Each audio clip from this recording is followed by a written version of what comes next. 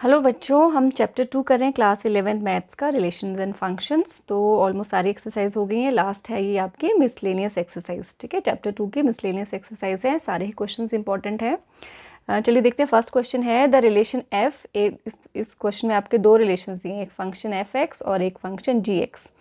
Relation F is defined by F X है जब x की वैल्यू 0 से लेके 3 तक है तो x स्क्वायर, और इस फंक्शन की वैल्यू है 3x जब x की वैल्यू है 3 से लेकर 10 तक। और वैसे एक सेकंड फंक्शन दिया है g जिसकी वैल्यू है x स्क्वायर जब x की वैल्यू 0 से 2 तक है और 3x है जब 2 से लेके 10 तक है। तो हमें कहा है show that f is a function and g is not. तो ये एफ एक्स जो है इसने ऑलरेडी बता के रखा है कि फंक्शन है और जी एक्स नहीं है, हमें सिर्फ इसको शो करना है। तो जैसे फंक्शन डिफाइन करना है तो फर्स्ट ऑफ ऑल तो आपको पता होगा फंक्शन क्या होता है, बट मैंने फिर से यहाँ पे लिख दिया है। एक रिलेशन को हम फंक्शन कब कहते हैं? A relation is a function if every element of first set has an image.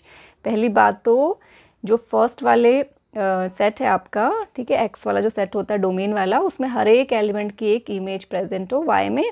और सेकंड है every element of first set has only one image. ठीक है, यानी कि सबकी इमेजेस होने चाहिए लेकिन हर एक की सिर्फ एक ही इमेज होनी चाहिए। तो आप इसमें एरो डायग्राम से भी कर सकते हैं, वैसे भी देख के आपको पता चल जाएगा, बट प्रॉपर वे से करते हैं। चलो वैल्यूज़ निकाल के चेक कर लेते हैं कि ये कौन सी जो ये कंडीशंस हैं वो फुलफिल हो रही हैं और कौन सी नहीं। तो ये फर्स्ट फंक्शन लिखा है मैंने एफ एक्स। चलो इसका एरो डायग्राम बनाते हैं। देखो इनपुट में एक्स की वैल्यूज़ कहाँ से आ रही हैं? 0 से लेके 3 तक, फिर 3 से 10 तक। तो सारी तो नहीं लेंगे, बट चलो 0 1 2 3 और यहाँ 3 से 10 के बीच में 4 5 एक दो वैल्यूज़ ले लेते हैं। तो फर्स्ट आपका 0 1 2 3 4 और ऐसे लास्ट 10 ले लेते हैं। ठीक है, तो ये है आपका x यानी कि डोमेन वाला फंक्शन। तो मैंने फर्स्ट सेट ड्रॉ कर लिया। अब दूसरा है आपका f ऑफ x y वाला। तो यहाँ पे जब 0 से 3 तक है तो आउटपुट है x स्क्वायर, यानी कि 0 का स्क्वायर 0, 1 का स्क्वायर 1, 2 का स्क्वायर 4। ठीक है, यहाँ पे मैं लिख देती हूँ 0 का स्क्वायर निकाला, यहाँ पे 1 का स्क्वायर, ये 2 का स्क्वायर। वैसे 3 पे देखिए, 3 पे दो इसने आउटपुट दी हैं। 3 पे एक्स स्क्वायर भी है, 3x भी है। तो अगर यहाँ पे देखिए 3 के लिए अगर हम डालते हैं 3 का स्क्वायर तो वैल्यू आती है 9, और अगर इसकी वैल्यू डालती हूँ मैं 3 टाइम्स x यानी कि 3 टाइम 3 तो भी वैल्यू आती है 9। तो दोनों ही फंक्शंस पे सेम ही वैल्यू आ रही है, यानी कि 3 की भी क्या है? यूनिक इमेज है। वैसे 4 की इमेज क्या आएगी? 4 के लिए देखिए हम ये वाला 3 से 10 वाला फंक्शन यूज़ करेंगे, तो यानी कि 3 × 4, तो 3 4s are 12। इस तरह से 5 के लिए 5 3s are 15 and so on, सारे निकाल सकते हैं। 10 के लिए आ जाएगा आपका 3 × 10 दैट इज़ 30। तो ये आ गया आपका रेंज वाला इमेज वाला सेट। ठीक है, फर्स्ट प्री इमेजेस होती हैं और ये वाली इमेजेस होती हैं। तो फंक्शन आपका यहाँ पे डिफाइंड है। तो देखिए सारे ही एक्स की सारी वैल्यूज़ पे आपको आउटपुट मिल रही है, यानी कि सारे ही प्री इमेजेस की इमेजेस अवेलेबल हैं। तो फर्स्ट कंडीशन यही होती है फंक्शन की कि हर एक की इमेज होनी चाहिए। देखिए एक्स की वैल्यू 0 से लेकर 10 तक थी, तो 0 से 10 तक कोई भी ऐसा एलिमेंट नहीं है जिसकी इमेज प्रेजेंट ना हो। सेकंड कंडीशन थी कि सबकी इमेजेस यूनिक, ओनली वन का मतलब है सिर्फ एक ही, यानी कि यूनिक इमेज होनी चाहिए। और वैसे मैंने कहा था सिर्फ आपको ये वाली कंडीशन देखनी है कि एक की दो इमेजेस ना हो। ठीक है, अगर एरो ऐसे जा रहा होगा तो इमेज नहीं होंगी, और ऐसे मैंने कहा था जा सकता है, और ऐसे तो ऑब्वियसली जा सकता है। ठीक है, तो यहाँ पे ये वाली कंडीशन है, ये वाली कंडीशन तो वैसे भी नहीं है। सारे एलिमेंट्स की इमेजेस हैं और सबकी इमेजेस यूनिक हैं, तो देयरफॉर ये फंक्शन है। अब इसी चीज़ को आप कैसे लिखोगे? देखिए यहाँ पे आपको कंफर्म हो गया कि फंक्शन है। अब इसको right it down like this. क्या लिखेंगे? हेयर एक्स की वैल्यू कहाँ से लेकर 0 से लेकर 10 तक, यही वैल्यूज़ थी हमारे पास 0 की इनपुट में। तो हेयर एक्स की वैल्यू 0 से 10 के लिए देयर इज़ यूनिक इमेज, यानी कि इमेज किस में मिलेगी? एफ ऑफ एक्स में। हर एक एक्स के लिए आपके पास एफ एक्स अवेलेबल है और वो क्या है? यूनिक है। That means hence it has unique image, और सब लिख सकते हैं हम इसको, thus fx is a function. ठीक है बच्चों, तो सिर्फ हमें ये दिखाना था कि सब एक्सिस की इमेज अवेलेबल है और सबकी इमेजेस यूनिक हैं। तो एफ एक्स हो गया हमारा फंक्शन। अब सेकंड देखते हैं जी एक्स को। तो जी एक्स फंक्शन दिया है आपका जी ऑफ एक्स।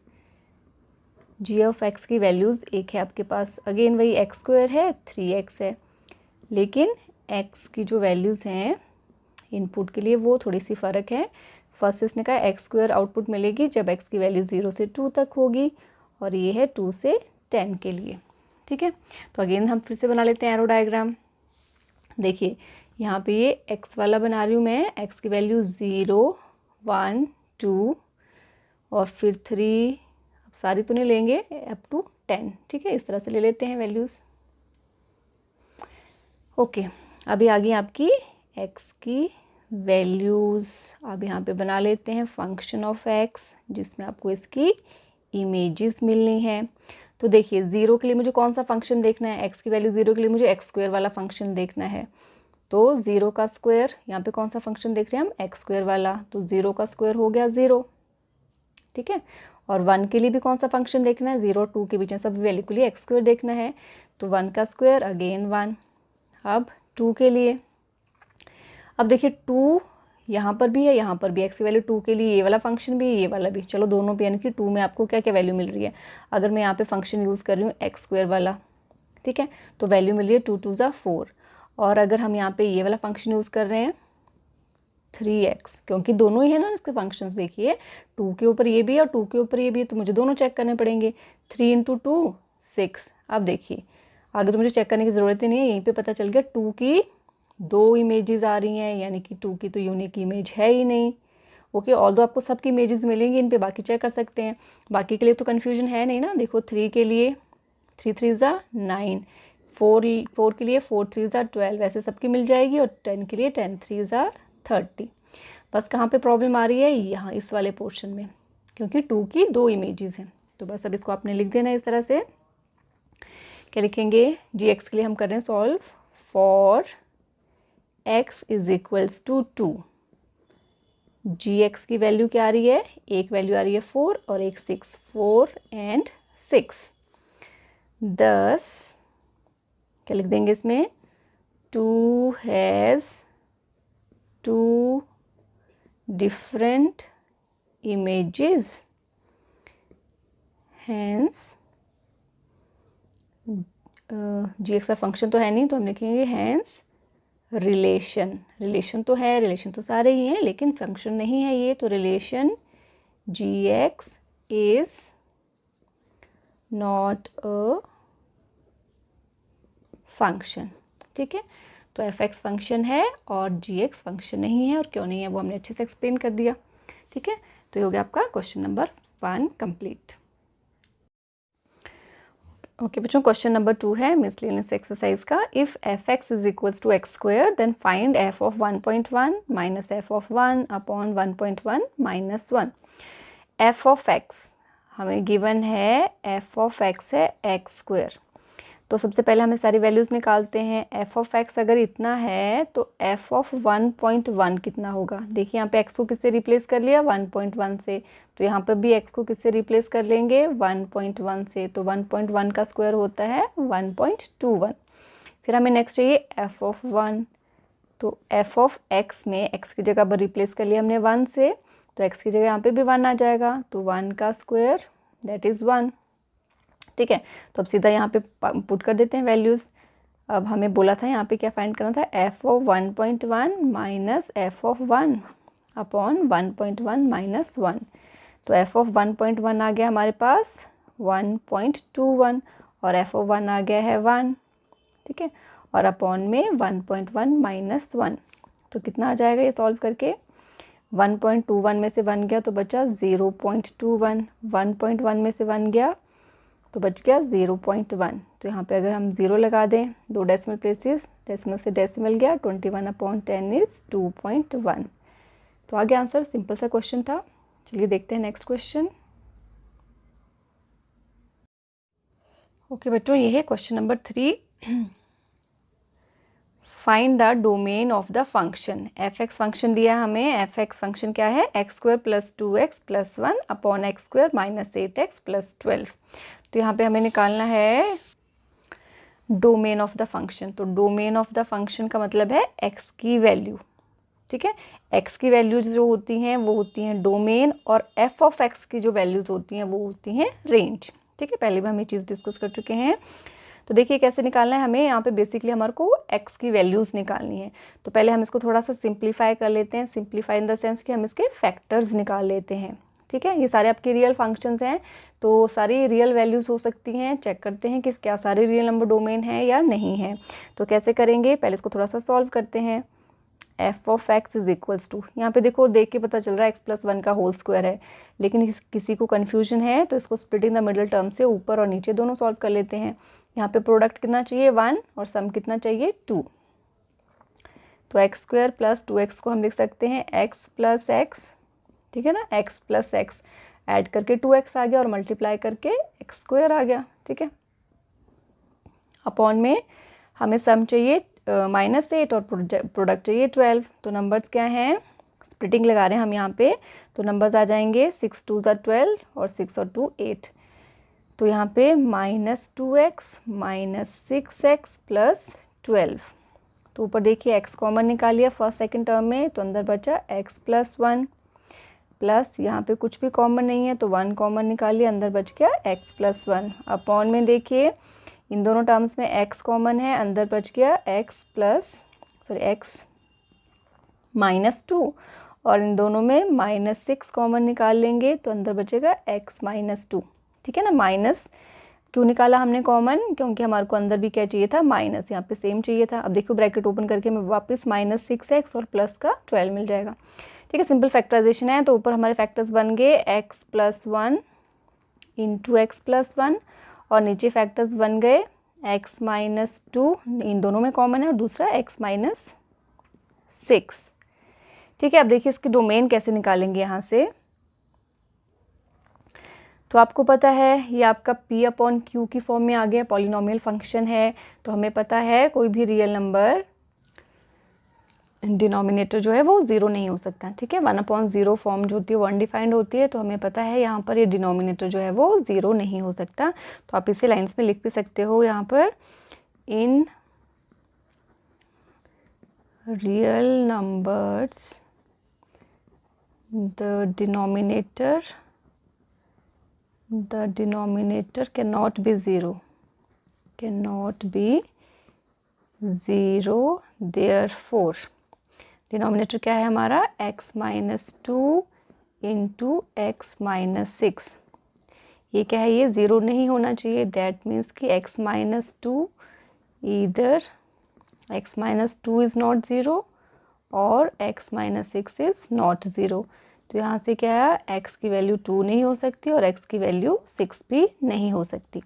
तो डोमेन क्या आ गई बच्चों आपकी, डोमेन यानी कि वो वैल्यूज़ जो x ले सकता है। तो डोमेन आ गए सारे रियल नंबर एक्सेप्ट 2 और 6। 2 और 6 को छोड़ के सारे ही रियल नंबर इसकी डोमेन है। ठीक है बच्चों, समझ के इसमें हमें फंक्शन एफ एक्स दिया था, हमें डोमेन पूछी थी। डोमेन का मतलब एक्स की वो वैल्यू जो पॉसिबल हो, यानी कि जिसके ऊपर आपको इमेज मिले। तो हमने इसको पूरा सॉल्व कर लिया, और यहाँ पे हमारे को ये इस तरह से p अपॉन क्यू की फॉर्म में मिल गया, फैक्टराइज फॉर्म में। तो यहाँ तो हमें पता था कि डिनोमिनेटर जो है वो 0 नहीं हो सकता, उसके ऊपर हमने एक्स की वैल्यूज़ वो निकाल ली जो पॉसिबल नहीं है।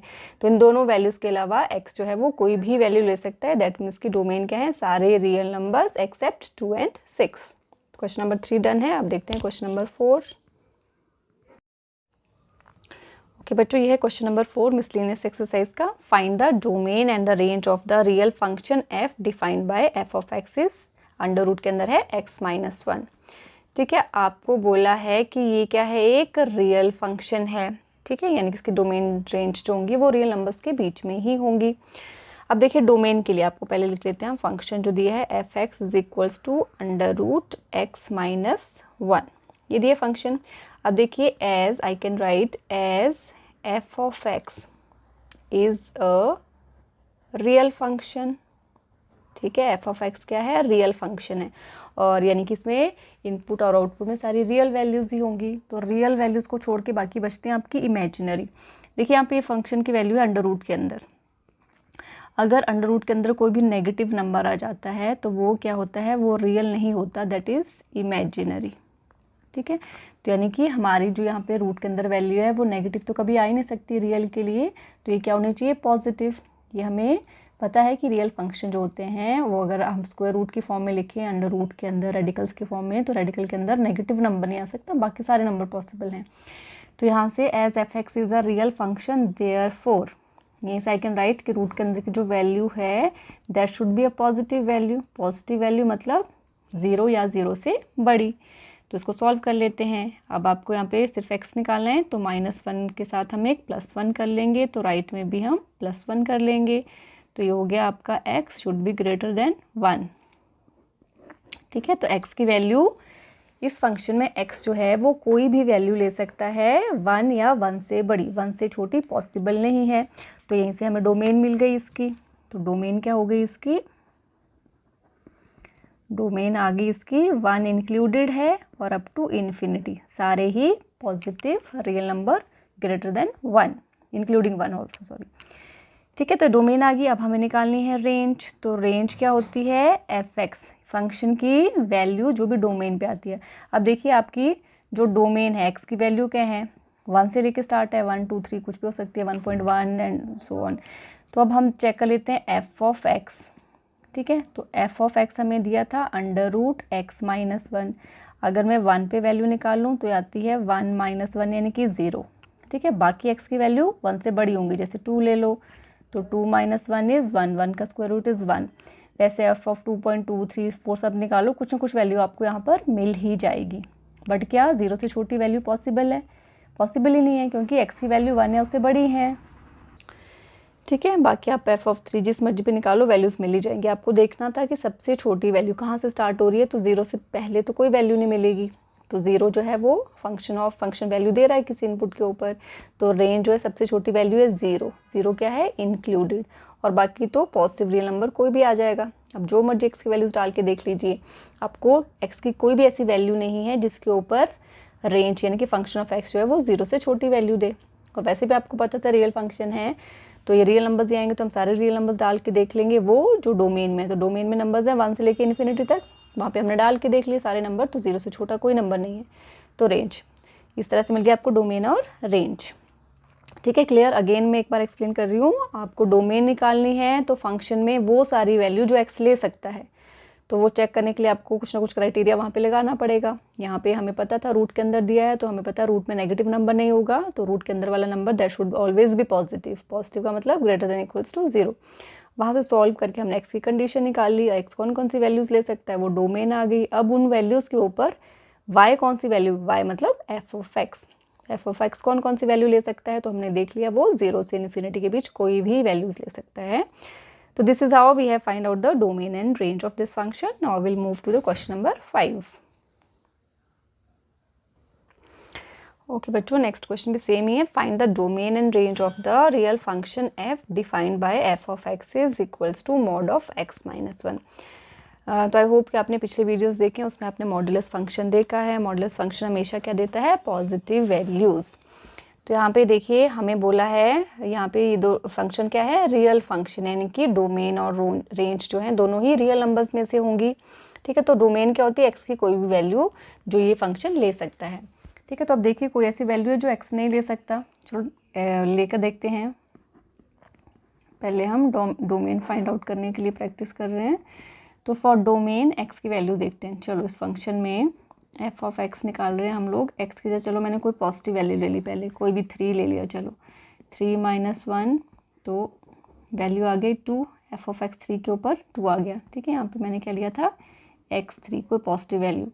अब ले लेते हैं ऐसे 2 1 पे भी निकालेंगे, चलो 0 ले लेते हैं हम। तो एफ ऑफ एक्स क्या आ जाएगा 0 के ऊपर, 0 - 1, तो 0 - 1 इज़ -1, उसका मॉड इज़ +1। चलो कोई नेगेटिव वैल्यू लेके देखते हैं, -2। तो एफ ऑफ एक्स क्या आएगा, -2 - 1, तो -3, और बाहर आगे ये प्लस का 3 हो जाएगा।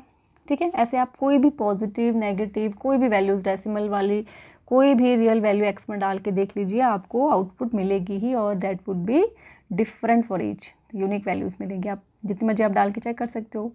तो यहाँ पे हमने ये तो देखा कि x जो है वो कोई भी रियल नंबर ले सकता है, यानी कि डोमेन तो सारे रियल नंबर्स होगी। लेकिन अब मुझे बताइए कि क्या y यानी कि f ऑफ x कभी नेगेटिव आ सकता है?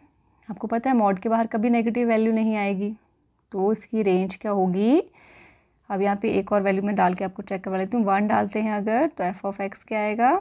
Mod of 1 minus 1 that is 0। तो 0 और उससे छोटी देखिए, यानी कि 0 और उसके बाद क्या आ रही हैं? सारी पॉजिटिव वैल्यूज़ आ रही हैं। तो यानी कि इसमें कभी भी y जो है यानी कि जो आपकी रेंज है वो कभी भी नेगेटिव नहीं होगी। और डोमेन x की वैल्यूज़, x तो कोई भी वैल्यू ले सकता है, तो यहाँ पे डोमेन फंक्शन की हो जाएगी ऑल रियल नंबर्स, और रेंज क्या हो जाएगी? All non negative real numbers.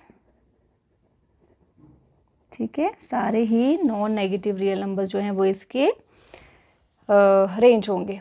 ठीक है, ऐसे आप एग्जांपल से समझ सकते हो और एक्सप्लेन भी कर सकते हो। तो ये आपका क्वेश्चन नंबर 5 डन हो गया। अब देखते हैं question number 6।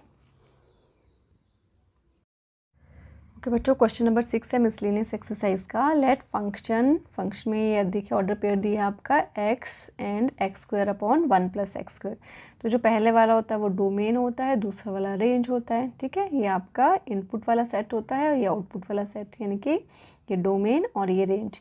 Such that x belongs to r, यानी कि डोमेन क्या है? सारे ही रियल नंबर्स है। ठीक है, तो लिखा है let f be a function from r into r, यानी कि सारे जो आपका रियल फंक्शन, दैट मीन्स कि डोमेन और रेंज दोनों ही रियल नंबर्स हैं। तो determine the range of f की रेंज बताइए। तो देखिए फंक्शन हमें दिया है, f ऑफ x ना लिख के इसने इसको इस फॉर्म में लिखा है। तो पहले आप इसका मतलब समझ लीजिए, 1 अपॉन एक्स स्क्वायर, सॉरी यहाँ पे such that x belongs to r। तो यहाँ पे ये वाला जो पोर्शन है दैट इज़ योर डोमेन, और ये वाला पोर्शन जो है दैट इज़ योर रेंज। तो पहले इसको समझ लेना है। क्वेश्चन में सिर्फ आपको रेंज पूछी है। तो अब जैसे आपको पता है कि x तो क्या है? Real number. तो देखिए किसी भी रियल नंबर का स्क्वायर हमेशा पॉजिटिव होता है। ठीक है, तो ये वैल्यू भी पॉजिटिव होगी हमेशा, किसी भी वैल्यू पे, नेगेटिव पे भी पॉजिटिव ही होगा ना, स्क्वायर ऑलवेज पॉजिटिव। जैसे -2 का स्क्वायर इज़ +4, -1 का स्क्वायर इज़ +1, तो ये वैल्यू हमेशा पॉजिटिव। 1 तो ऑलरेडी पॉजिटिव है, ये भी हमेशा पॉजिटिव। तो यानी कि ये चीज़ पहली बात तो हमेशा ही पॉजिटिव आएगी x की किसी भी वैल्यू के लिए। तो सबसे पहले आप इस चीज़ को लिख के भी कर सकते हो, as x is real therefore X square upon 1 plus X square is always positive, is always positive. ठीक है बच्चों, समझ गए ना? एक्स स्क्वायर हमेशा पॉजिटिव होगा, ये भी पॉजिटिव, ये भी पॉजिटिव, पॉजिटिव प्लस पॉजिटिव, और पॉजिटिव को पॉजिटिव डिवाइड करेंगे तो हमेशा पॉजिटिव नंबर आएगा। तो ये चीज़ हमेशा पॉजिटिव आएगी। अब हमें देखना है कि क्या क्या वैल्यूज़ आ सकती हैं, बिकॉज एक्स तो सारी वैल्यूज़ ले सकता है। अब थोड़ा सा मैं आपको यहाँ पे चेक करके बताती हूँ। देखिए जब आपने एक्स को 0 लिया तो आपका फंक्शन की वैल्यू क्या आ जाएगी? 0 का स्क्वायर 0 अपॉन 1 प्लस 0 इज़ 1, तो 0.1 इज़ 0। ठीक है, अब x की वैल्यू चलो नेगेटिव लेके देखते हैं, -1 डाल के देखते हैं। तो f ऑफ x क्या आ जाएगा आपका? -1 का स्क्वायर इज़ +1 अपॉन में 1 प्लस 1 -1 का स्क्वायर अगेन 1, तो 1 + 1 2, तो 1/2 इज़ 0.5। वैसे ही +1 डालेंगे तो भी सेम ही चीज़ आएगी 0.5। ठीक है, x की वैल्यू थोड़ी बड़ी लेके देखते हैं। चलिए x की वैल्यू लेते हैं, थोड़ी बड़ी ले लीजिए, 5 ले लीजिए।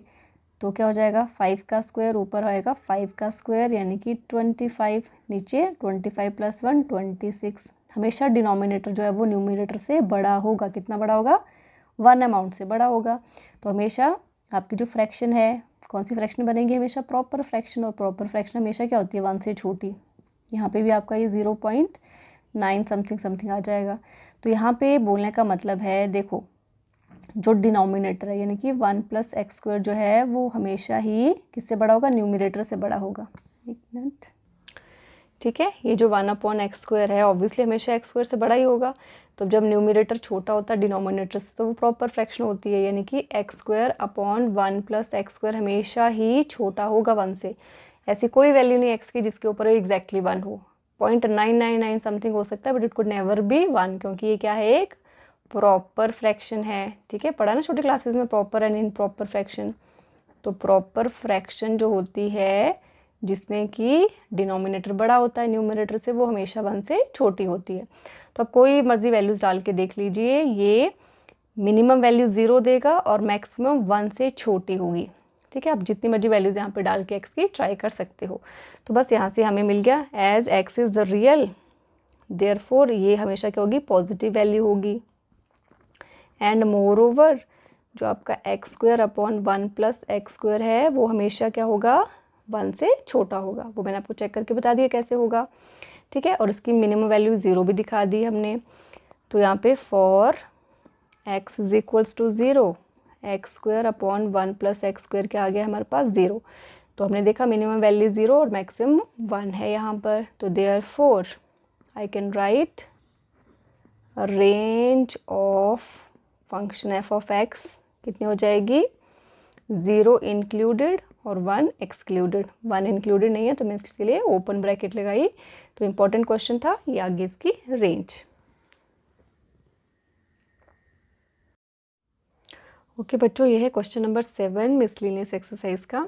Late function f and g R to R, that means real number to real number, यानी कि रियल फंक्शंस हैं दोनों ही f और g, be defined respectively by f of x is x + 1 and g of x is 2x - 3. Then find f + g, f - g and f upon g. तो introduction में हमने पढ़ा था दो फंक्शंस को कैसे ऐड करते हैं, सब्ट्रैक्ट करते हैं, मल्टीप्लाई करते हैं, डिवाइड करते हैं। तो यहाँ पे मिसलेनियस में एक ही क्वेश्चन है इसका, तो देखते हैं कैसे करते हैं। तो पहले आपको जो फंक्शंस दिए हैं वो लिख लेते हैं। f of x दिया है x + 1 और g of x दिया है 2x - 3, और सबसे पहले आपको फाइंड करना है f + g of x। ठीक है, ऐसे लिखते हैं इसको। तो और ये हमने पढ़ा था कैसे लिख सकते हैं, function of x + g of x। तो फंक्शन ऑफ x है x + 1 और g of x है 2x - 3। सॉल्व किया तो आंसर आ गया x + 2x इज़ 3x और +1 - 3 इज़ -2। ठीक है, तो आ गया ये आपका फर्स्ट आंसर। देन सेकंड निकालना है आपको f - g, और किसका फंक्शन है, x का फंक्शन है दोनों, तो इनको हम लिख सकते हैं f of x - g of x। ठीक है, इंट्रोडक्शन में हमने पढ़ा है ये, अगर दो फंक्शन इस तरह से माइनस हो रहे हैं तो इंडिविजुअली इस तरह से माइनस हो जाते हैं। तो f of x है x + 1, g of x है 2x - 3, ब्रैकेट ओपन करेंगे x + 1 - 2x माइनस प्लस तो 3 हो जाएगा, तो x - 2x इज़ -x और ये हो गया प्लस का 4। ओके, ये आ गया आपका सेकेंड आंसर। देन है और थर्ड वन, थर्ड है f upon g of x, that it could be written as f of x upon g of x। This is your x + 1 and this is your 2x - 3। तो देखिए already factorise form में ही है, further solve तो कर नहीं सकते, but यहाँ पे हमें एक चीज़ ज़रूर लिखनी होगी। यहाँ पे आपको पता है डिनोमिनेटर जो है 0 नहीं हो सकता, तो आप लिखोगे यहाँ पे हेयर 2x - 3। ठीक है, शुड नॉट बी 0, 0 होगा डिनोमिनेटर फिर तो अनडिफाइंड हो जाएगा। तो यहाँ से अब 2x is not equals to 3 पर ही जाएगा, x is not equals to 3/2। तो इसको बस आपको थोड़ा सा इस तरह से लिखना है, f upon g of x कितना आ गया, x + 1 upon 2x - 3 where x is not is equals to 3/2। तो ऐसे आपको पूरा लिखना पड़ेगा तभी आपको फुल मार्क्स मिलेंगे। ठीक है बच्चों, तो क्वेश्चन नंबर 7 डन हो गया। अब देखते हैं क्वेश्चन नंबर 8। ओके बच्चों, क्वेश्चन नंबर 8 है लेट फंक्शन, यहाँ पे कुछ ऑर्डर पेयर्स दिए हैं 1 1 2 3 0 - 1 -1 -3। आपको पता है फंक्शन में इस तरह से अगर ऑर्डर पेयर्स में लिखा गया तो पहले वाली वैल्यूज़ जो होती हैं वो आपकी इनपुट वाले सेट की होती हैं, यानी कि डोमेन की होती हैं, एक्स की होती हैं, और जो सेकंड वाली हैं वो आपकी एफ ऑफ एक्स या वाई की या फिर इमेजेस की होती हैं, यानी कि सेकंड वाले सेट की। तो कह रहा let function F be functions from Z to Z, यानी कि integer to integer defined by F of X is A X plus B for some integers A and B determine A and B. तो function define किया है आपके पास, F of x क्या दिया है, ए X plus B. तो देखिए यहाँ पे जो सारी पहली वाली वैल्यूज ऑफ एक्स की हैं जैसे मैंने कहा, और सेकंड वाली वाई की हैं, तो इसी फंक्शन में डालेंगे। सिर्फ दो पेयर की ज़रूरत है हमें, इन दोनों को ले लो, इन दोनों को ले लो, इनको किन्हीं भी दो पेयर से आप एक्स और वाई की वैल्यूज़ यहाँ पे डाल दीजिए और ए और बी में दो इक्वेशंस बन जाएंगी। देखिए कैसे करना है। पहली बात तो वाई ही आपका एफ ऑफ एक्स होता है, तो एफ ऑफ एक्स को आई कैन राइट वाई और हो गए ए एक्स प्लस बी फंक्शन। ठीक है, तो सबसे पहले इक्वेशन फॉर पहली कौन से ऑर्डर पे ली मैंने, ये 1 1 वाली, 1 एक्स है और ए बी, तो अब इस फंक्शन में पुट करेंगे। ठीक है, 1 1 और एक पेयर ले लेते हैं दूसरे वाली फॉर 2 3। ठीक है, तो 1 1 के लिए भी हमारे को यहीं पर वैल्यूज़ डालनी है और इसके लिए भी हमें यहीं पर वैल्यूज़ डालनी है। ठीक है, तो यहाँ पे देखिए y की वैल्यू, ये वाली y होता है, ये वाला x होता है और ये वाला y, तो y की वैल्यू 1, a इंटू एक्स की वैल्यू भी 1 प्लस b, तो 1 is equals to a plus B, और I can say a plus B is equals to 1। ये आ गई इक्वेशन 1। यहाँ से देखिए ये आपका y है और ये x है, तो y की वैल्यू 3 और x की वैल्यू है 2, 3 is equals to 2a plus B, और I can write 2a plus B is equals to 3, equation 2। तो दो इक्वेशंस को बहुत सारे तरीके हैं सॉल्व करने के, elimination, substitution, cross multiplication and all that. अब सिंपल से यहाँ पे हम एलिमिनेशन लगा लेंगे। तो पहले लिखा मैंने इक्वेशन सेकंड को 2a plus B is equals to 3, और फिर लिखा फर्स्ट इक्वेशन को और इन दोनों को कर दिया सब्ट्रैक्ट, तो साइन चेंज हो जाएंगे। 2a minus A is A, B B got cancel, 3 minus 1 is 2, तो a की वैल्यू आ गई 2। अब इसको putting a is equals to in equation 1 में डाल देते हैं। इक्वेशन 1 थी a plus B is equals to 1, a की वैल्यू डाली 2, 2 plus B is equals to 1 और b is equals to 1 minus 2, तो b की वैल्यू आ गई -1। तो आगे हमारे पास a2 और b आ गया हमारे पास -1। ठीक है बच्चों, तो ये हो गया आपका क्वेश्चन नंबर 8, ईजी था। चलो अब देखते हैं क्वेश्चन नंबर 9। ओके बच्चों, क्वेश्चन नंबर 9 है let R be a relation from natural number to natural number defined by R, यानी कि रिलेशन को डिफाइन किया है order pair A B such that A B belongs to natural number and A is equals to B square. Are the following true, तो 3 cases हैं। First पूछा है अगर ए बिलोंग कर रहा है आर को for all A belongs to N. ठीक है, फर्स्ट पार्ट में पूछा है a comma A belongs to R for all a belongs to n, तो ये ट्रू है कि नहीं वो हमें चेक करना है। फिर इसका मतलब समझते हैं। देखिए हमें दिया था a is equals to B square. ठीक है, किसके लिए, जब ऑर्डर पेयर थी ए बी। अब बोल रहा है ऑर्डर पेयर है, यहाँ पे मैं लिख भी लेती हूँ फॉर ए बी। अब हमारे को किसके लिए चाहिए, फॉर ए, तो ए के लिए should be A is equals to A square. तो क्या कोई ऐसी वैल्यूज़ हैं, ठीक है, नेचुरल नंबर, तो नेचुरल नंबर कहाँ से स्टार्ट होते हैं, 1 से। तो अगर कोई यहाँ पे मैं ए को 1 ले लूँ तो 1 इज इक्वल्स टू 1 का स्क्वायर, यस ट्रू है। कोई और नेचुरल नंबर 2 पे चेक करते हैं, 2 इज इक्वल्स टू 2 स्क्वायर 4, नहीं ना, 2 इज़ नॉट इक्वल्स टू, ये तो है बट ये नहीं, तो यानी कि यहाँ पे 2 is not is equals to 4। तो यहाँ पे क्या लिखेंगे, जो फर्स्ट पार्ट था a comma A belongs to R for all a belongs to n is not always true. ठीक है, हमेशा ट्रू नहीं होगा, सिर्फ 1 पे ही होगा बेसिकली। अब देखते हैं सेकंड पार्ट। तो सेकंड पार्ट में आपसे पूछा है A comma B belongs to R implies कि b कॉमा ए भी बिलोंग करेगा r को। ठीक है, तो क्या बोल रहा है यहाँ पर कि अगर देखो यहाँ पे लिखा है a comma B belongs to r, that is उसका मतलब है कि ए जो है वो बी के स्क्वायर के बराबर है। चलो ए जो है बी के स्क्वायर, तो ए को मैं ले लेती हूँ यहाँ पे 4, तो 4 जो है वो 2 के स्क्वायर के बराबर, यहाँ पे मैंने for B is equal to 2 निकाल लिया। बी को हमने 2 ले लिया तो 2 का स्क्वायर 4 के बराबर है। हाँ जी करेक्ट है। तो क्या इसी में अभी हमें ये भी देखना है कि बी ए भी क्या इस रिलेशन को बिलोंग करेगा। तो इसका क्या मतलब हुआ, बी था 2 और ए है हमारे पास आया 4, तो क्या 2 जो है वो 4 के स्क्वायर के बराबर है? नहीं, ऑब्वियसली नॉट। तो नॉट ट्रू, तो स्टेटमेंट जो है वो भी ट्रू नहीं है। अब आते हैं थर्ड पे। ओके, जो नेक्स्ट पार्ट में है, A B belongs to this relation, B C belongs to this relation implies A C also belongs to this relation. अगर ये दोनों कंडीशन सेटिस्फाई हो रही हैं तो ये इम्प्लाई करता है कि ये भी होगा।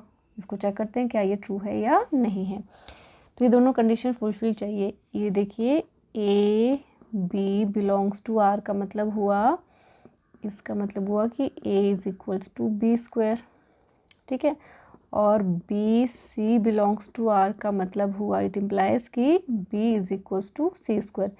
तो ये दोनों कंडीशंस मुझे फुलफिल करनी है। तो हम ले लेते हैं बी को डाल देते हैं हम 4, 4 का स्क्वायर हो जाएगा 16, ए को ले लिया 16, बी को 4, तो बी कितना है 4, तो 4 किसका स्क्वायर है 2 का स्क्वायर, ठीक है। तो यहाँ पे हमने क्या लिया है, ए को 16, बी को 4, सी को 2, 2 का स्क्वायर 4, 4 का स्क्वायर 16। तो ये कंडीशन सेटिस्फाई हो रही है।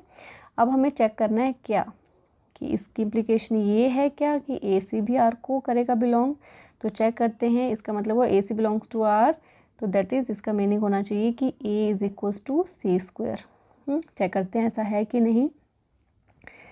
तो मतलब इसका दैट इज़, ये चेक कर रही हूँ मैं ना, इज़ ये बराबर है कि नहीं। तो ए है हमारे पास 16 और सी है 2, तो 2 का स्क्वायर 16 है, नहीं, ठीक है। इस तरह से आप और भी पेयर्स लेके चेक कर सकते हो। तो this is also not true, ठीक है। ये वाला पार्ट भी ट्रू नहीं है। तो क्वेश्चंस ऑल दो सिंपल थे, लेकिन अगर आपको फिर भी कोई डाउट होगा तो again you can ask me. तो यहाँ पे तीनों ही पार्ट्स क्या आए हैं, इनकरेक्ट आए हैं। अब देखते हैं next question number 10। Question number 10 है, लेट ए सेट में है 1 2 3 4, बी में है 1 5 9 11 15 16 एंड एक फंक्शन दिया है आपको, 1 ऑर्डर पेयर्स हैं 1 5 2 9 3 1 4 5 2 11। Are the following true. First है F is a relation from A to B और सेकेंड है F is a function from A to B. Justify और आंसर ऑल्सो। तो रिलेशन क्या होता है, रिलेशन में जो ऑर्डर पेयर्स हैं इसमें फर्स्ट वाले एलिमेंट जो हैं वो सेट ए को बिलोंग करते हैं और सेकंड वाले सेट बी को बिलोंग करते हैं। चेक कर लेते हैं। देखिए फंक्शन दिया है यहाँ पर, फर्स्ट ऑर्डर पेयर है 1 5 देन 2 9 देन 3 1 देन 4 5 देन 2 11। तो यहाँ पे फर्स्ट एलिमेंट्स आर, तो फर्स्ट एलिमेंट 1 है 2 3 4 2, 2 दो बार पर एक ही बार लिखेंगे तो 1 2 3 4। तो देखिए अब सेट ए में भी एलिमेंट 1 2 3 4 हैं, तो फर्स्ट एलिमेंट्स आर दिस। तो first so it is forming set A. तो ये फर्स्ट एलिमेंट सारे सेट ए बना रहे हैं। अब चेक करते हैं second elements. Second elements are, तो सेकंड एलिमेंट्स क्या हैं, 5 9 1 5 11, यानी कि 1 5 9 और 11, ठीक है। तो these are forming set to set B में यही एलिमेंट्स हैं, तो these are forming set B. तो जब किसी फंक्शन में पहले वाले सारे एलिमेंट सेट ए के हों और सेकंड वाले बी के, तो लिख सकते हैं therefore hence F is a relation. तो इसलिए एफ जो है वो रिलेशन है। अब हमने सेकंड पार्ट के लिए चेक करना है क्या ये फंक्शन है। तो देखिए अगेन मैं लिख रही हूँ फंक्शन को, ऑर्डर पेयर्स को 1 5 देन 2 9 देन 3 1 देन 4 5 देन 2 11। अब इसमें आप यहाँ पे डायग्राम भी बना सकते हैं। फर्स्ट वाली वैल्यूज़ है 1 2 3 4 2 1 2 3 4। सेकेंड में 5 9, वही जो पहले लिखी थी 1 5 9 11। तो 1 की इमेज 5 के साथ, 2 की 9 के साथ, 3 की 1 के साथ, 4 की 5 के साथ, और फिर लास्ट में 2 की 11 के साथ। तो यहाँ पे देखा हमने 2 की तो 2 इमेजेस हैं, ठीक है। ऐसे आपने डायग्राम भी बना के चेक कर सकते हो। और अगर आप इतना टाइम नहीं लगाना चाहते हो तो मैंने कहा था बस आपको देखना है कि फर्स्ट वाला एलिमेंट जो है कहीं भी रिपीट ना हो। तो 1 2 3 4 2 हमने यहीं पे देख लिया रिपीट हो रहा है, तो यहीं से पता चल गया था ये फंक्शन नहीं है। तो लिखेंगे as element 2 of set A has 2 images, that is क्या क्या इमेज है इसके पास 9 और 11, that is 9, 11। तो hence f is not a function। अगर सारी वैल्यूज यूनिक होती तो ये फंक्शन होता, but here it is not a function. तो क्वेश्चन नंबर 10 डन हो गया। अब देखते हैं क्वेश्चन नंबर 11। ओके बच्चों, क्वेश्चन नंबर 11 है let f be the subset of z cross z defined by f A B, और सेकंड पेयर है a plus B such that A B belongs to z, यानी कि integer हैं a और b दोनों ही। Is f a function from z to z, justify और answer. तो हमें फंक्शन दिया है, पहले फंक्शन लिख लेते हैं।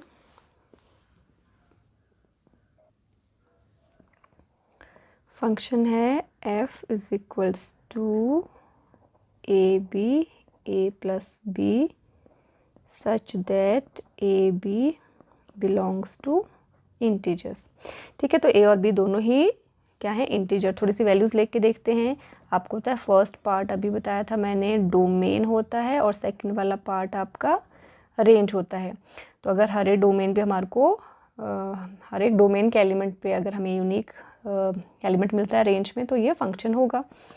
तो चलिए वैल्यूज़ ले लेते हैं। मैं प्रॉपर्ली यहाँ पे लिख के दिखा देती हूँ। ए और बी की कुछ वैल्यूज़ ले लेते हैं। यहाँ पे ए बी निकाल लेते हैं, यहाँ पे ए प्लस बी निकाल लेते हैं, ठीक है।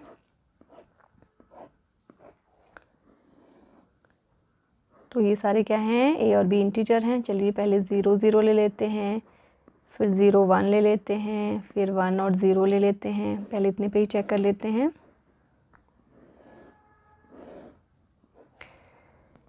ठीक है, डोमेन है 0 इंटू 0 0, क्योंकि इंटीजर्स है ना तो हम ये सारी वैल्यूज़ ले सकते हैं। ए प्लस बी भी करेंगे तो 0 प्लस 0 इज़ 0। नाउ 0 1 पे 0 into 1 is 0, but 0 plus 1 is 1। 1 plus 1 into 0 is 0, 1 plus 0 is again 1। तो अगर मैं इसका यहाँ पर देखिए डोमेन और रेंज का अगर एरो डायग्राम ड्रॉ करते हैं सिर्फ इसी वैल्यू पे। चलिए अभी हमने क्या लिया, ये आपका ए बी यानी कि डोमेन है, और ए प्लस बी क्या है, रेंज है। तो यहाँ पे वैल्यूज़ देखिए 0 0 पे आपको 0 भी मिल रही है इसकी इमेज, और 1 भी मिल रही है। तो 0 की यूनिक इमेज तो हुई नहीं, 2 इमेजेस मिल गई आपको। तो यहाँ पे लिखोगे आप हेयर एफ के एलिमेंट्स लिखते हैं। एफ विल हैव एलिमेंट्स, से जो हमने टेबल सा बनाया है इसके एलिमेंट्स को मैं ऑर्डर पेयर में लिख देती हूँ। तो एफ में एलिमेंट्स के आगे मेरे पास 0 0 एक ऑर्डर पेयर, 0 1 दूसरी ऑर्डर पेयर। और चलिए यहाँ पे मैं 1 0 ना लेके चलो 1 1 ले लेते ताकि डिफरेंट पेयर बन जाए। 1 इंटू 1 विल बी 1, और 1 प्लस 1 विल बी 2। चलिए फिर ये हो गया आपका 1 और 2। ठीक है, इस तरह से आप जितनी मर्जी निकाल सकते हैं। तो अब देखिए यहीं से हम लिख सकते हैं, हमारे पास क्या मिल गई यहाँ पे, एक ही फंक्शन एक ही वैल्यू पे 2 2 इमेज मिल गई। तो आप लिखोगे एज एलिमेंट 0 हैव 2 इमेजेस। कौन कौन सी, 0 1।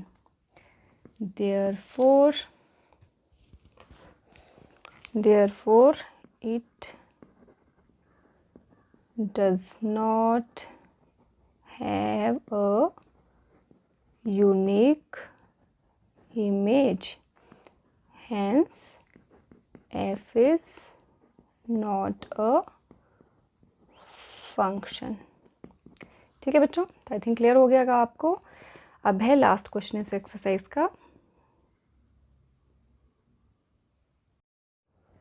ओके बच्चों, ये है last question, question number 12। Let A आपका एक सेट दिया है, वैल्यूज़ है 9, 10, 11, 12, 13 एंड लेट फंक्शन जो है वो ए सेट से सारे नेचुरल नंबर के सेट के ऊपर डिफाइंड है, बी डिफाइंड बाय, और फंक्शन कैसे डिफाइंड है, F of N is equals to the highest prime factor of N. देखो फंक्शन होता है आपका सेट ए पे डिफाइंड, तो फंक्शन ऑफ एन का मतलब एन की वैल्यूज़ इसी में से होंगी, यही 5 वैल्यूज़ पॉसिबल हैं। तो find the range of F. तो सबसे पहले जो आपको सेट दिया है, ए सेट दिया था आपको 9, 10, 11, 12 एंड 13, ठीक है। और फंक्शन यहाँ पे देखिए जो फंक्शन है वो एन पे डिफाइंड है, और फंक्शन जो आपका बेसिकली है वो ए से लेके सारे नेचुरल नंबर पे है। और तो ये देयरफॉर जो आपको फंक्शन ऑफ एन लिखा है, तो यहाँ पे एन की वैल्यूज़ क्या क्या होंगी, ए में से ही होंगी, तो एन की वैल्यू 9, 10, 11, 12 और 13 ये होंगी। तो हमारे पास फंक्शन ऑफ एन डिफाइंड है highest prime factor of N. तो एन की वैल्यूज आ रही हैं, इनके फटाफट से फैक्टर्स निकाल लेते हैं। 9 के फैक्टर्स 3 3 ज़ा 9, 10 के फैक्टर्स 2 5 ज़ा 11 के फैक्टर 11 1 ज़ा 12 के फैक्टर 2 6 2 3 3 1 13 के फैक्टर्स 13 1 ज़ा। तो देखिए 9 का सबसे बड़ा फैक्टर आ गया है आपके पास 3, 10 का सबसे बड़ा 5, 11 का 11 ही है, 12 का सबसे बड़ा 3, 13 का 13 ही है। तो देयरफॉर रेंज मतलब इस फंक्शन की आउटपुट, तो रेंज क्या आ जाएगी हमारे पास, range of F. Range of F कितनी आ गई हमारे पास, सारे एलिमेंट्स लिखते हैं 3 5 11, 3 2 बार है लेकिन एक ही बार लिखेंगे, तो सबसे छोटा 3 था, देन 5, देन 11, देन 13। तो ये आ गया हमारे पास रेंज इस फंक्शन की। ठीक है बच्चों, तो कोई भी डाउट हो आप कमेंट में लिख सकते हो। तो क्वेश्चन ये चैप्टर आपका कंप्लीट हो गया। अब नेक्स्ट वीडियोज़ में हम नेक्स्ट चैप्टर स्टार्ट करेंगे।